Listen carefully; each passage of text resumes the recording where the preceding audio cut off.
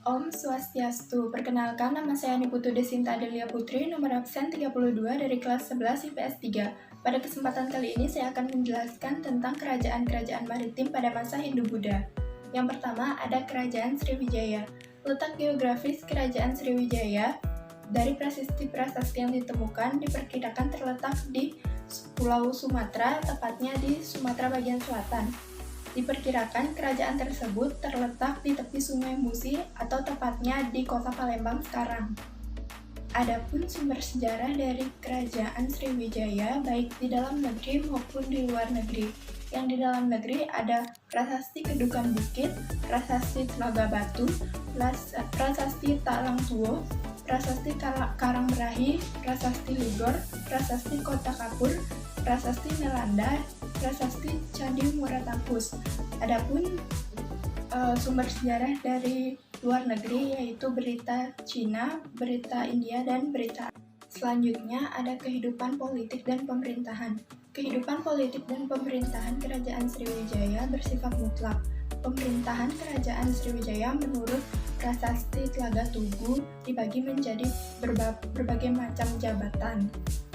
Jabatan tersebut seperti menteri, bupati, panglima, pembesar, pegawai istana, hakim, dan kepala pasukan. Seluruh jabatan yang ada di Kerajaan Sriwijaya tersebut diangkat dan diberhentikan sesuai dengan kehendak raja. Selanjutnya ada kehidupan ekonomi. Salah satu faktor Kerajaan Sriwijaya disebut sebagai kerajaan maritim karena di mana Kerajaan Sriwijaya tersebut menitik beratkan perekonomiannya dengan perdagangan antar pulau ataupun antar kawasan. Kerajaan Sriwijaya merupakan kerajaan maritim yang menguasai perdagangan di wilayah perairan Asia Tenggara. Selanjutnya ada kehidupan sosial. Untuk meningkatkan kehidupan sosial masyarakat, Kerajaan Sriwijaya mengadakan hubungan dengan kerajaan di sekitarnya dan mengembangkan pendidikan.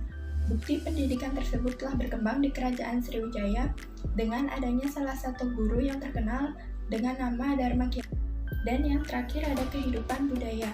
Bukti bahwa kehidupan budaya Kerajaan Sriwijaya sangat tinggi yaitu dengan ditemukannya prasasti-prasasti yang dimana prasasti-prasasti tersebut tidak lagi menggunakan bahasa Sanskerta melainkan menggunakan bahasa Melayu kuno. Hal tersebut menunjukkan bahwa dimana masyarakat Kerajaan Sriwijaya tidak mudah menerima bangsa asing masuk melainkan menyesuaikan dengan kebudayaan setempat.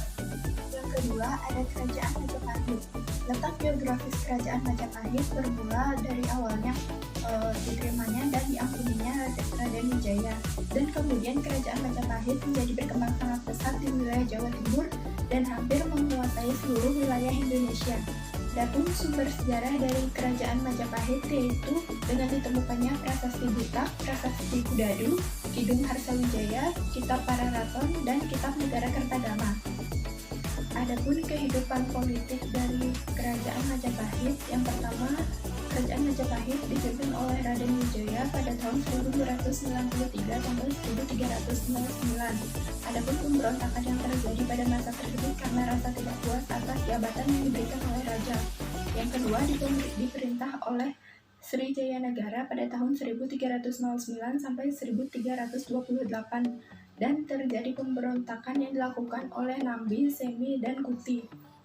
Yang ketiga, diperintah oleh Tribu Watunggadewi pada tahun 1328 sampai 1350. Pemberontakan tersebut adalah pemberontakan sadeng namun dapat dipadamkan oleh Mahapati Gajah Mada. Dan yang terakhir diperintah oleh Raja Hayam Wuruk pada tahun 1350 sampai 1389. Dan pada masa tersebut Kerajaan Majapahit telah mencapai puncak kejayaannya dan memiliki luas hampir seluas Indonesia sekarang. Selanjutnya ada kehidupan sosial Kerajaan Majapahit. Kehidupan sosial Kerajaan Majapahit berjalan sangat baik karena pemerintah sangat memperhatikan kepentingan rakyat, keamanan terjamin, dan hukum tetap dijalankan sesuai aturan tanpa pandang bulu. Selanjutnya ada kehidupan ekonomi Kerajaan Majapahit. Kehidupan ekonomi Kerajaan Majapahit menitikberatkan pada bidang pertanian, pelayaran, dan perdagangan. Dan yang terakhir kehidupan budaya Kerajaan Majapahit. Kehidupan budaya Kerajaan Majapahit berkembang sangat baik dalam bagian sastra maupun bangunan. Karena dengan ditemukannya beberapa candi di Jawa Timur, dan kitab-kitab sastra. Demikian video dapat saya sampaikan. Apabila ada kesalahan kata baik disengaja maupun tidak disengaja, saya mohon maaf. Saya akhiri dengan para pesanti. Om Santi Santi Santi Om.